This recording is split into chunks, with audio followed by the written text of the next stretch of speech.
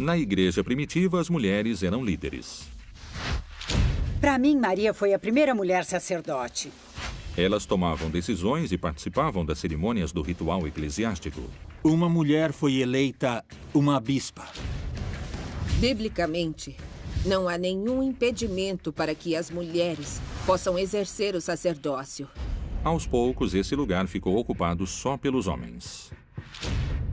Se existe machismo no século XXI, pode ter certeza que existia também há 2000 anos. O que aconteceu naqueles séculos? Por que as mulheres perderam poder? As mulheres se tornaram as pecadoras, ou as sedutoras, ou as portadoras do mal. Os textos mais anti-mulheres são os textos dos monges católicos medievais. Será que foi a igreja que determinou qual devia ser o papel social das mulheres? O sacerdócio é só para os homens. Existe muito medo diante da presença da mulher. Será que é verdadeira a história que se fala sobre elas nos textos bíblicos? Que modelos femininos a igreja propõe? Maria e Eva são a mesma mulher, e elas são todas as mulheres. A Maria Madalena foi escolhida por Jesus para dirigir a comunidade. Ela era uma pessoa influente naquela época, a patrocinadora da causa de Jesus. Ela pode ter sido a líder da igreja no lugar de Pedro. Será que as mulheres vão poder recuperar seu lugar histórico, conseguir o sacerdócio e ser as representantes de Deus na Terra? Os textos sagrados estão sendo reinterpretados pelas mulheres. Io non credo che Francesco possa aprire la strada al sacerdozio femminile.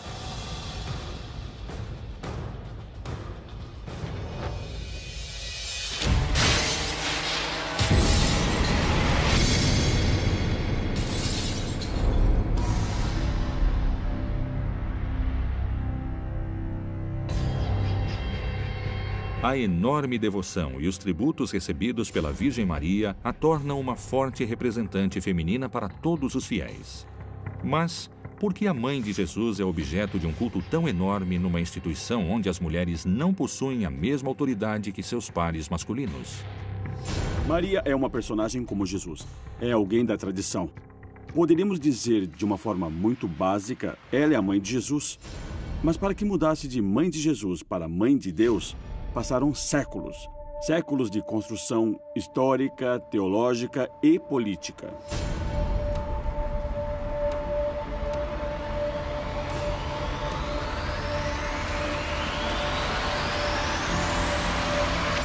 Até o século IV, existiam igrejas e organizações cristãs que consideravam que Jesus era filho biológico de José e de Maria. Outras igrejas não. Segundo o Novo Testamento, Maria concebeu Jesus por obra e graça do Espírito Santo. Por que era tão importante que ela fosse virgem? São Tertuliano, bispo de Cartago, no ano 150, disse que o cristão deveria ser preservado desde que era menino ou de menina, para que nunca tivesse uma mácula, para que fosse imaculado ou imaculada. E o que é chamado de mácula? Atualmente, mácula se refere ao orgasmo, aquilo que os pagãos chamavam de clímax, que era a base da religião pagã. E aí criaram este modelo, em que o cristianismo tinha que apagar tudo que era pagão. O orgasmo era uma coisa natural, e as coisas naturais e na natureza vive o diabo. E na natureza está o pecado original. Então era necessário tirá-lo da vida dos cristãos. Foi por esse motivo que eles inventaram que Jesus também nasceu de uma virgem sem mácula. Quando se fala sobre a Imaculada Concepção da Virgem Maria, quer dizer que a Virgem Maria nasceu sem o pecado original. O pecado original é o pecado da soberba, pelo qual Adão e Eva foram expulsos do paraíso. Desde o Gênesis, Eva é a mulher pecadora, a mulher má, a culpada de ter acabado com a harmonia do paraíso. Maria aparece como seu oposto, como aquela mulher que chegou ao mundo para trazer o bem. Maria é a mulher que vence a serpente.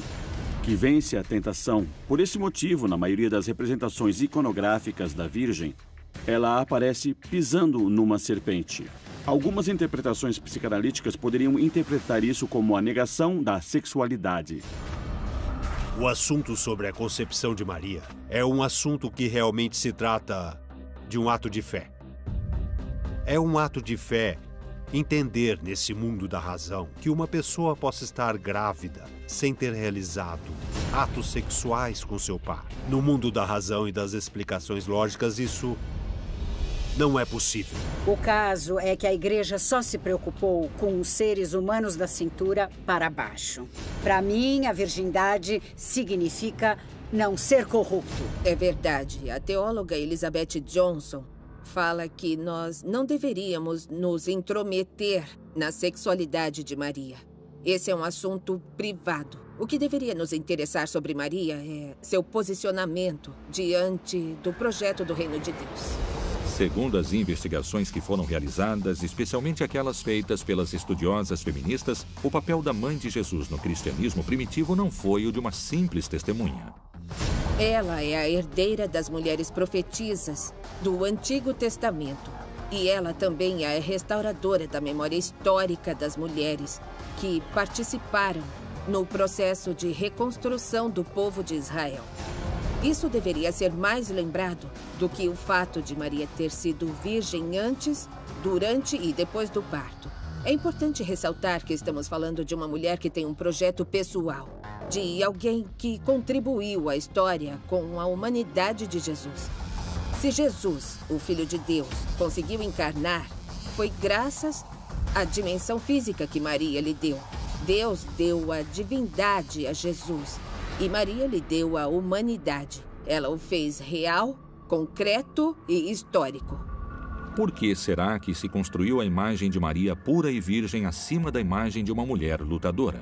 Se tivesse sido diferente, será que isto teria influenciado o papel feminino ao longo da história? A figura de Maria foi lembrada tradicionalmente como uma mulher que fez o que Deus queria. Virgem, obediente, uma mulher fiel. Uma mulher com características que foram atribuídas pelos homens, escritores do texto bíblico.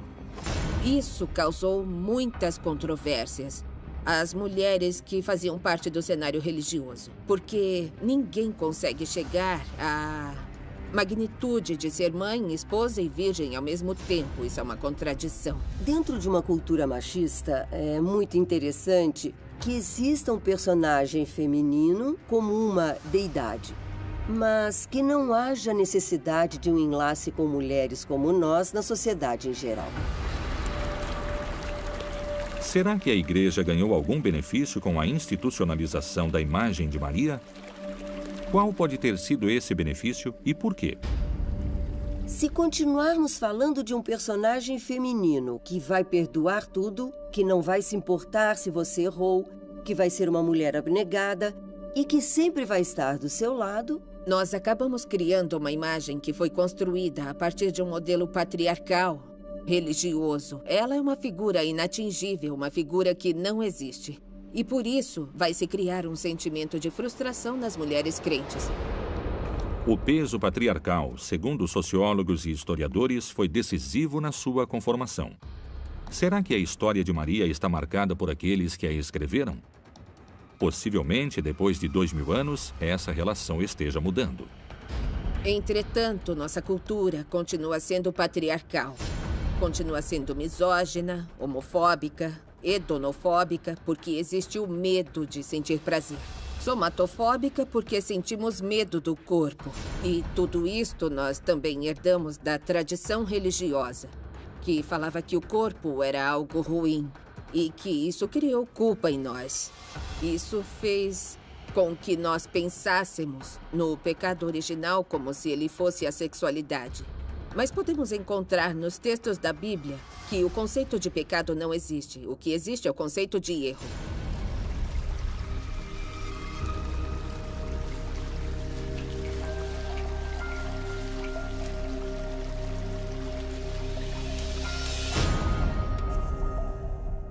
Existem diferentes posicionamentos diante do papel de Maria na história. Mas esse não é o único caso controverso. Qual é a verdade sobre a revelação dos restos arqueológicos encontrados no túmulo de Maria Madalena?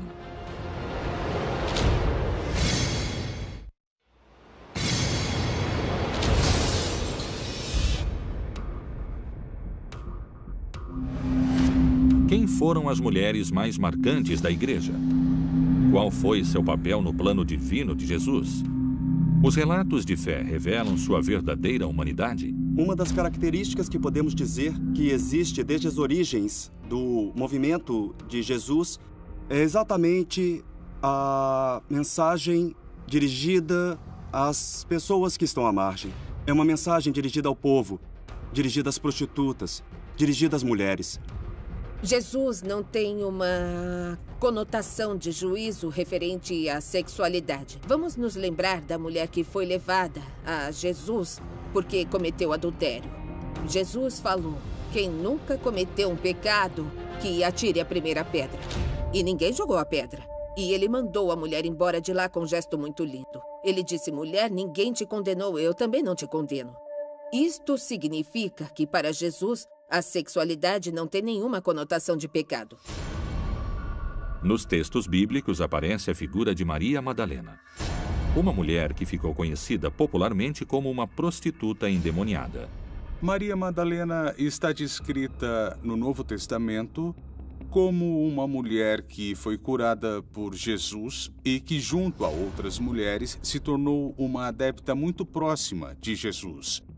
E ela, com essas mulheres, seguiram Jesus durante todo o seu trajeto até Jerusalém. E elas foram testemunhas da crucificação e da sua sepultura. O nome dela era Miriam de Magdala. O nome Madalena é porque ela é originária daquele lugar. Mais do que os reconhecimentos posteriores, a figura da Maria de Magdala está associada à mulher cortesã que tenta, seduz e leva ao pecado. Magdala, como sabemos, é uma cidade pequena que fica na frente do lago de Tiberíades. E essa cidade ficou conhecida exatamente graças a esta mulher. Isso significa que Maria de Magdala tem poder de liderança nesta cidade. Porém, os restos arqueológicos encontrados na cidade de Magdala mostraram o lado desconhecido de uma mulher que pode ter sido muito importante na construção do projeto de Jesus.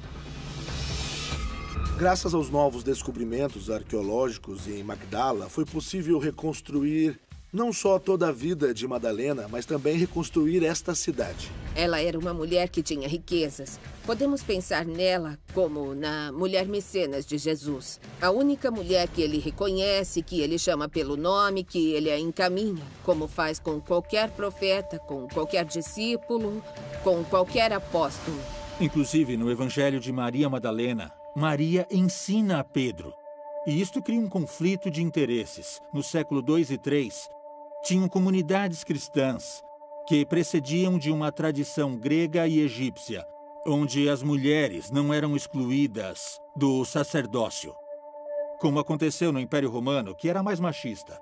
Então, essas cristãs achavam que Maria Madalena tinha sido escolhida por Jesus para dirigir a comunidade. Os cristãos cópticos acreditavam que Maria Madalena tinha sido a primeira dos apóstolos, antes mesmo do que Pedro. Hipólito de Roma foi um padre da igreja que chamava ela de Apóstola dos Apóstolos. Da mesma forma em que Maria encarna o bem, Maria Madalena assume o lado escuro. Essa é a mulher que entregou seu corpo ao pecado. Se existe machismo no século XXI, pode ter certeza que existia também no patriarcado há 2000 anos. Maria Madalena, segundo a leitura tradicional dos homens, era uma prostituta. Os textos sagrados estão sendo reinterpretados por mulheres. A leitura das mulheres tem indícios de que ela era uma pessoa influente naquela época, uma patrocinadora da causa de Jesus. E ela sempre tinha muitas discussões com os discípulos de Jesus, e eles reclamavam com Jesus porque Maria Madalena debatia ideias junto com eles. A igreja sempre considerou Maria Madalena como uma das discípulas mais importantes de Jesus. E atualmente, o Papa Francisco elevou a liturgia de Santa Maria Madalena. O que isso significa? Que ele a colocou no nível dos apóstolos. Que bom que exista o reconhecimento da figura de Maria de Magdala. Mas a mentalidade da sociedade continua pensando em Maria de Magdala como se fosse uma mulher pecadora. Isso significa que a mentalidade da sociedade precisa ser reconstruída, porque no âmbito religioso, as mulheres passaram a ser as pecadoras, as sedutoras, as portadoras do mal ou as responsáveis pelo pecado do mundo. Uma das perguntas que surge relacionada ao vínculo entre Jesus e Maria Madalena é: qual era a sua verdadeira relação? Eles eram amigos? Eles tinham um vínculo político? Ou eles eram marido e mulher? Nos evangelhos, vamos ver que ele está sozinho. Vamos ver um Jesus solteiro. Isso seria muito estranho, porque um homem judeu, na idade em que ele estava, deveria estar casado, ter filhos. Inclusive, fala-se que Maria Madalena poderia ter sido a mulher dele. E fala-se que eles tinham um filho. Eu não fico escandalizada. Não vou dizer que Jesus e Maria Madalena não tiveram um relacionamento. Era a coisa mais normal do mundo. O povo judeu e seus rabinos têm hábitos muito especiais. E uma coisa que se conhece sobre os rabinos é que eles não podem ser tocados pelas mulheres que não sejam suas esposas. Seria muito curioso, porque se eles tiveram o mesmo relacionamento, a primeira coisa que Jesus teria dito para ela seria: não encoste em mim.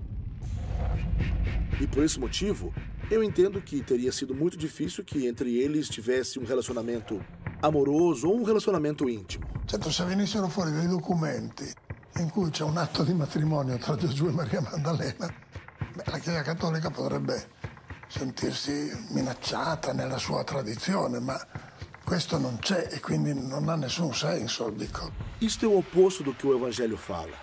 O relacionamento de Maria Madalena com Jesus foi de discípula e de mãe.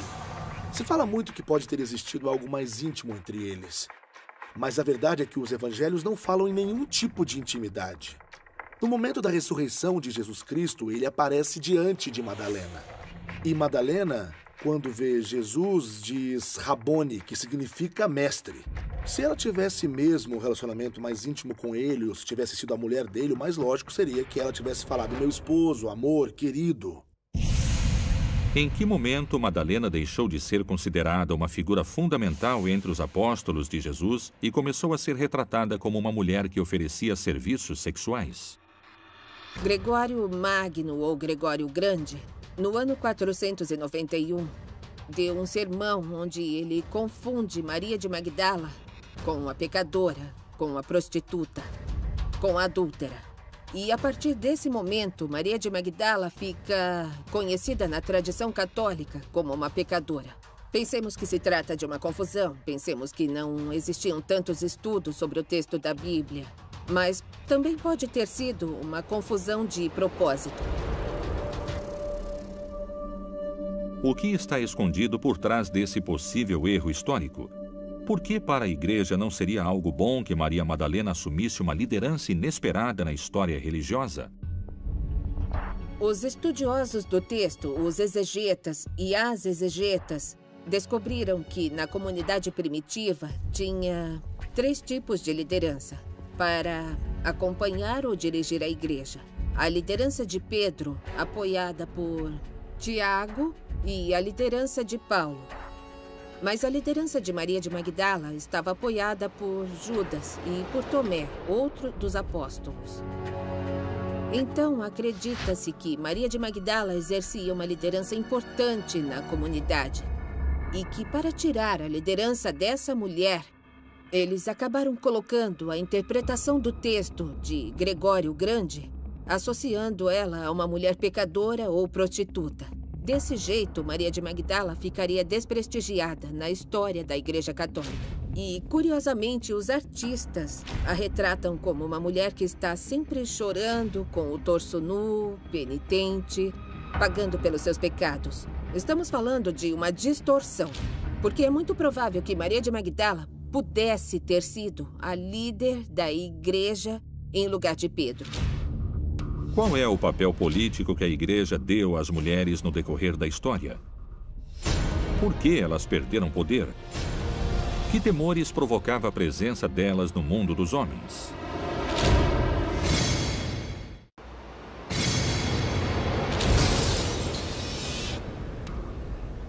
Se a Virgem Maria foi uma figura influente politicamente, atenta aos movimentos sociais do seu tempo, e Maria Madalena foi fundamental como mecenas do plano político de Jesus, o que se esconde por trás do pensamento social que parece ignorar quais foram os papéis femininos no projeto de Jesus? Porque o cristianismo primitivo considerava valiosa a liderança feminina na construção da fé. O que provocava nos homens daquela época essa ascensão nos níveis do poder?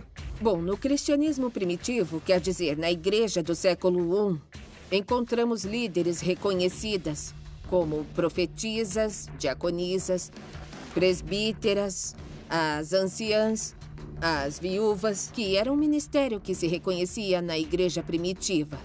Inclusive, algumas mulheres exerceram o trabalho de episcopas.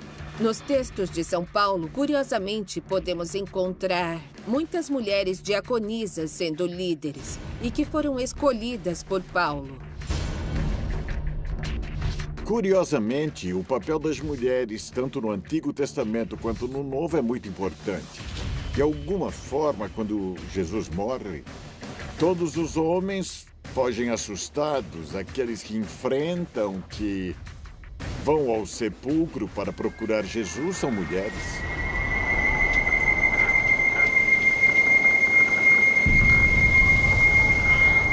Em termos culturais, o judaísmo e seus derivados, entre eles o cristianismo, são bastante machistas. Os textos, podemos dizer assim, mais anti-mulheres de todos os textos, são os dos monges católicos medievais. Isso quer dizer que existe muito medo diante da presença da mulher. E por isso existem tantos textos agressivos contra a mulher.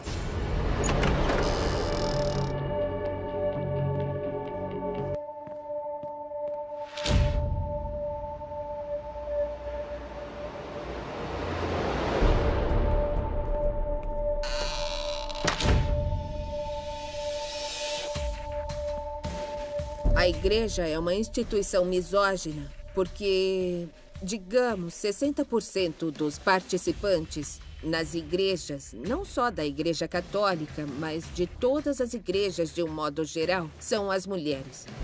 Mas nós nos tornaram consumidoras de religião, não participantes dela e não capazes de liderá-la. Se pensarmos na misoginia como a exclusão somente por questões de gênero, então, neste caso, podemos dizer que sim, que a igreja teve uma prática misógina. Dá para perceber que não existe dialética, então o homem não se opõe à mulher. O que acontece é que o significado do homem é a mulher e o significado da mulher é o homem. Mas, ao mesmo tempo, preciso afirmar, e para mim está muito claro como sacerdote, que não há sacerdote sem mulheres, porque, por exemplo, não teria existido Jesus sem a Virgem Maria. Ela é a rainha do céu e da terra. Pode-se dizer que na igreja a rainha é a mulher.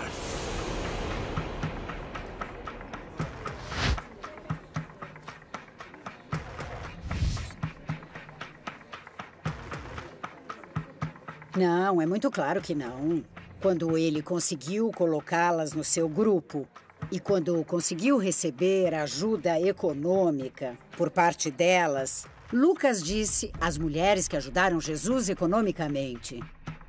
Então, ele não as acolheu porque estava interessado no dinheiro, mas porque elas faziam isso voluntariamente, porque elas enxergavam uma mensagem libertadora para as mulheres. E toda vez que Jesus curou uma mulher, essas mulheres ficavam do lado dele e elas falavam dele. Elas foram suas patrocinadoras ao longo do caminho.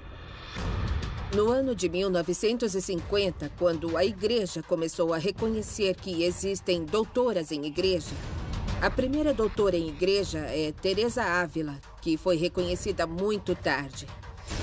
Reconhecer que existem doutoras em igreja só depois do século XIX é algo tardio, porque estamos falando de uma falta de reconhecimento de liderança das mulheres na Igreja Católica. Será que esse reconhecimento tardio das mulheres dentro da igreja é um reflexo do lugar que foi outorgado a figuras fundamentais como a Virgem Maria? Colocaram ela como intermediária. E mais do que ser uma intermediária, ela é a mestra. É aquela que tem que nos ensinar, que tem que nos anunciar a salvação. Para mim, ela é uma mulher completamente digna, capaz de fazer com que entendamos o que é o sacerdócio numa mulher. Para mim, Maria é a primeira mulher sacerdote. Quando nasceu Jesus, ela deve ter falado: "Este é meu corpo e este é meu sangue." Essa narrativa é uma mensagem para as mulheres que querem aceder ao sacerdócio feminino. Existe alguma passagem na Bíblia que certifique que elas nunca poderão conseguir esse lugar na igreja?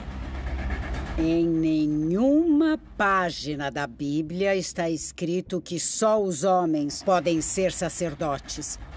Isso é um assunto institucional da igreja como instituição. Foi um homem que inventou o cânone 1024, que em uma frase muito curta, sem dar mais detalhes, diz isto: só os homens batizados podem se ordenar. E é isso. Nós, mulheres, queremos saber. Então, por que fomos batizadas? Ou será que a água que usam para batizar os homens é diferente da água que usam para batizar as mulheres? O fato de Jesus ter sido homem e que ele só tem escolhido homens, no fundo, foi entendido pela igreja como algo definitivo, que o sacerdote tem que ser representado por um homem, porque ele estaria representando a Jesus. Isto não é um absurdo. Mas se Jesus tivesse querido ser mulher, as mulheres teriam que ser as representantes de Jesus. Che la conferenza episcopale preferisca sempre non parlare di sacerdozio femminile è molto semplice, legato al fatto che i vescovi che fanno parte di questa conferenza sono maschi, cresciuti in seminari maschili, sempre pensato che la donna tutto sommato è un pericolo, perché per quanto tempo si è creduto ancora che il peccato originale di Adamo ed Eva fosse stato il sesso. Certamente si spiega questo atteggiamento dei vescovi della conferenza episcopale, ma non si giustifica, cioè sarebbe ora di cambiarlo. Eu tenho muito medo de que um dia a igreja diga que nós, mulheres, estamos excomungadas como sacerdotisas. E isto significaria ficar reduzidas a um estado laico, como se o estado laico fosse o inferno. Não pode ser. Não pode ser. Será que os homens da igreja silenciaram a ação feminina amparados na tradição?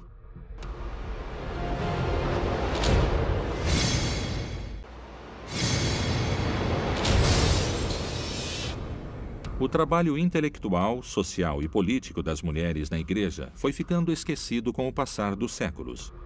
Houve uma intenção de que isso acontecesse? Jesus acreditou nas mulheres e na sua capacidade política para realizar seu projeto divino. Porém, seus sucessores negaram às mulheres um lugar na igreja.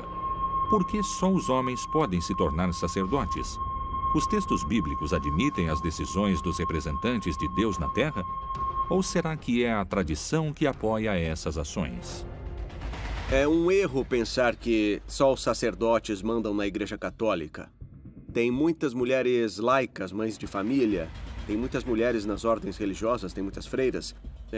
Muitas freiras que são protagonistas da fé dos católicos e que são elas que fazem com que a Igreja continue firme em lugares onde os homens não seriam capazes de ir. Esse assunto é uma questão de tradição na igreja. É uma tradição patriarcal que nos exclui pelo motivo do nosso sexo. E isso acontece, eu diria, em grande parte, à tradição e à doutrina dos padres da igreja, onde existe uma mentalidade greco-romana e onde existe a filosofia grega que fala que a mulher não é capaz de liderar a igreja. Para eles, o fato de Jesus não ter escolhido entre seus apóstolos a uma mulher não é tão relevante quanto é para os católicos. Para os católicos, o fato de Jesus ter escolhido somente apóstolos homens e que mesmo que ele tivesse discípulas, ele não tenha escolhido nenhuma para entrar no seu grupo de apóstolos, significa sem dúvida que o sacerdócio é só para os homens. A igreja se construiu sobre os pilares da tradição. O que se impõe como único caso? Será que sua reinterpretação enfraqueceria os eixos da fé? Na antiguidade, sabemos, através da segunda carta de João, que em algum momento uma mulher foi eleita como bispa de uma comunidade. Isso equivale ao sacerdócio ou ao bispado, quando eles se desenvolveram. Isto é, tem uma tradição antiga que fala sobre mulheres com cargos, às vezes de poder, às vezes econômicos e às vezes até cargos no clero dentro da comunidade cristã. Não há nenhum elemento na tradição judaica cristã e nem nas origens do cristianismo que impeça que as mulheres se tornem sacerdotisas ou mesmo bispas, como fez o anglicanismo, claro. É preciso lembrar que o anglicanismo sofreu para conseguir isso. Sofreu quando, na Inglaterra, algumas mulheres foram ordenadas bispas, mas com o tempo a poeira baixou. O machismo foi diminuindo e atualmente podemos ter isto, por que não? Em outras religiões parecidas com a religião cristã, mulheres que predicam, que consagram, mulheres que podem ser sacerdotisas ou bispas e que não estariam contradizendo de forma alguma a tradição. Que consequências poderia ter isto? O evangelho ficaria enriquecido graças aos novos pontos de vista, com novas perguntas, com novos sentimentos. Eu acho que nem mesmo a ortodoxia e nem a essência do cristianismo correriam perigo. Poderia ser enriquecido com outros olhos, os olhos da mulher contemporânea. A forma de transmitir essa mensagem é, em primeiro lugar, indo à fonte, lendo a Bíblia. Porque existem diferentes interpretações daquilo que a Bíblia fala. Qual é o posicionamento da Cúria sobre o sacerdócio feminino? O Papa Francisco tem um posicionamento claro sobre isto? Será que no futuro a mulher poderia se tornar santa pontífice? Certamente la Chiesa cattolica, ma anche altre chiese cristiane, tutte le chiese cristiane fino all'Ottocento, per esempio, anche nel mondo protestante, hanno avuto una forte impronta patriarcale, che è presente anche nell'ebraismo da cui è nato il cristianesimo. Devo dire che questo è un argomento assolutamente poco valido dal punto di vista dogmatico. Pietro era pescatore, era sposato, ed è stato il primo Papa, e invece oggi il Papa non è un pescatore, non è sposato, allora perché non avrebbe diritto di essere Papa? Sulla tradizione, perché appunto la tradizione è quella roba che si riceve, si trasforma, si applica, ma anche si modifica in qualche modo. Credo che possano cambiare, anzi dovrebbero cambiare. Na procura do papel imaginado, as mulheres católicas tentam novas atuações na área eclesiástica. Eu já dirigi uma cerimônia com amigos sacerdotes. Alguns sabem que eu sou presbítera, outros não. Continuo recebendo a comunhão. Nós, as primeiras mulheres, fomos ordenadas por um bispo que estava exercendo seu cargo em Roma. E nós não podemos falar o nome dele, nem de que país ele é, para que ele não tenha problemas em Roma, porque ele ainda é vivo. Nós não nos afastamos da igreja. O que nós queremos? A sucessão apostólica do serviço. O que provoca nas mulheres da igreja a chegada de Francisco? Qual é a interpretação que elas fazem dos gestos do novo pontífice?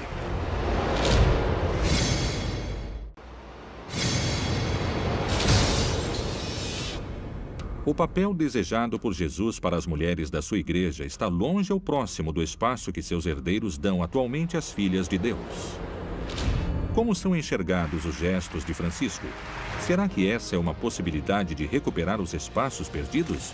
Ou será que é uma maneira de ratificar que as mulheres nunca mais vão ter acesso a um espaço de poder? A chegada do Papa Francisco e seus gestos políticos criam novas perguntas sobre o futuro da igreja. Qual é o plano que o sucessor de Pedro tem para as mulheres? In referenza alle ordenazioni delle donne, la Chiesa ha parlato e dice no.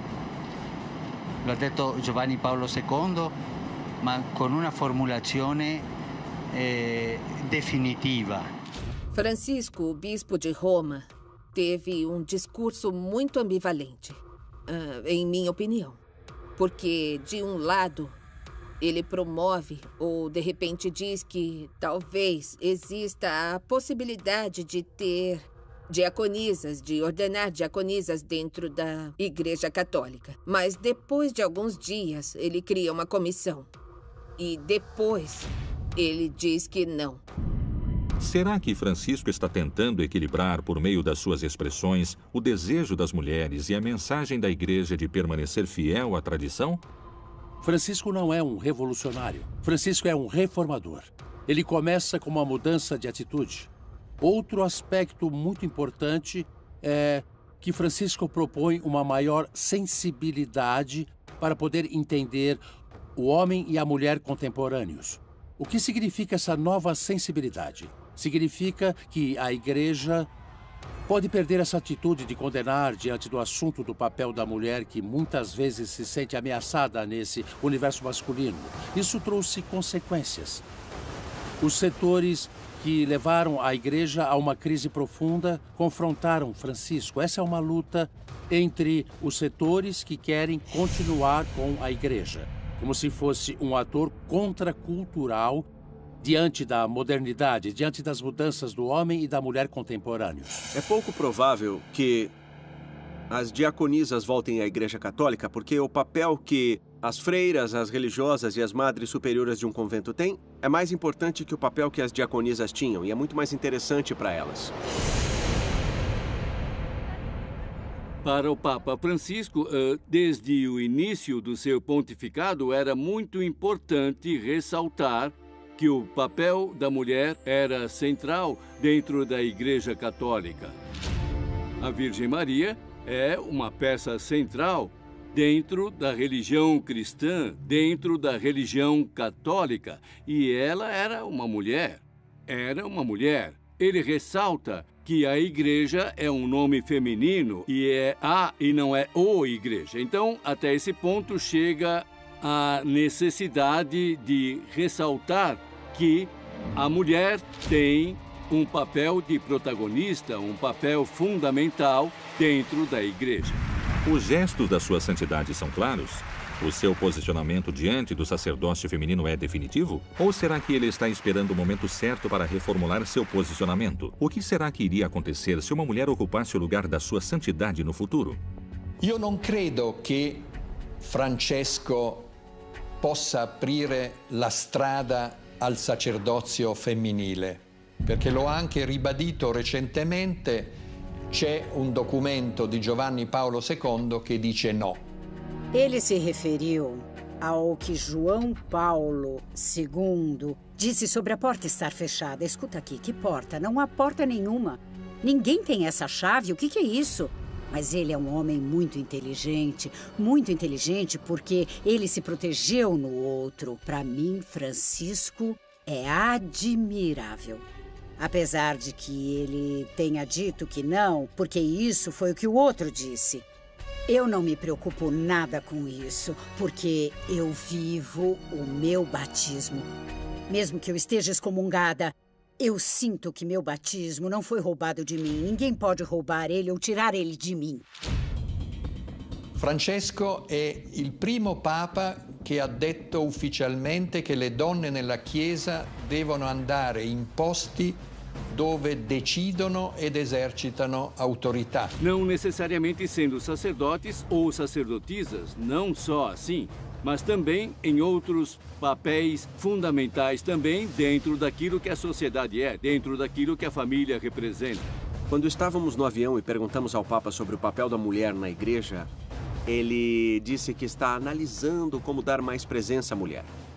Ele não gosta que se deseje reduzir as mulheres ao sacerdócio, que se fale que para que as mulheres possam mandar na igreja, precisam ser sacerdotes. O sacerdócio é o lugar que as mulheres querem? Nesse ponto, as mulheres de fé e o posicionamento do Papa concordam? Eu acho que não precisamos de hierarquias. Nós precisamos ter o reconhecimento dos cargos de liderança em igualdade, mas não em hierarquias. Portanto, eu não ficaria feliz se as mulheres pudessem se ordenar no esquema patriarcal e hierárquico que já existe. Porque isso seria reproduzir o mesmo sistema. Nós queremos mostrar o ritual feminino, a imagem de Deus feminina, sua ternura, seu amor, seu carinho, essa proteção entre todas as pessoas, a comunidade. Nós precisamos transformar as formas de exercer o sacerdócio, o diaconato, o episcopado, de uma forma mais holística, de uma forma de serviço, como era o estilo de Jesus de Nazaré. Para que, desse jeito, possamos transformar a hierarquia e o patriarcado. Porque se não fosse assim, nós teríamos um acesso ingênuo à liderança da igreja. E assim, no ponto em que estamos, nós mulheres não podemos permitir isso. A mulher pode mandar na igreja sem precisar viver o celibato, sem precisar estudar 6 anos de teologia, ou se ordenar sacerdote, ou morar sozinha numa casa no meio da montanha. O papel das mulheres não é de entrar no clero. Este não é o papel das mulheres. O papel delas é de pedir que elas vivam como mulheres, que elas decidam como mulheres em todas as áreas da realidade, a 360 graus. Eu acho que Francisco não foi muito claro. Agora, em outros assuntos, ele foi mais contundente. O que me surpreende é que entrem na agenda do Papa e na agenda da Igreja Católica a diversidade sexual e também entre a ecologia. Mas não entra nessa agenda o assunto da mulher na igreja. La donna nella Chiesa è più importante che i vescovi, che i preti. Come è questo che dobbiamo cercare di esplicitare meglio questa, perché credo che manca un'esplicitazione teologica su questo. Será que o acesso das mulheres ao poder da igreja representaria uma ameaça para alguns setores? Tem muitas perguntas que ainda não têm resposta.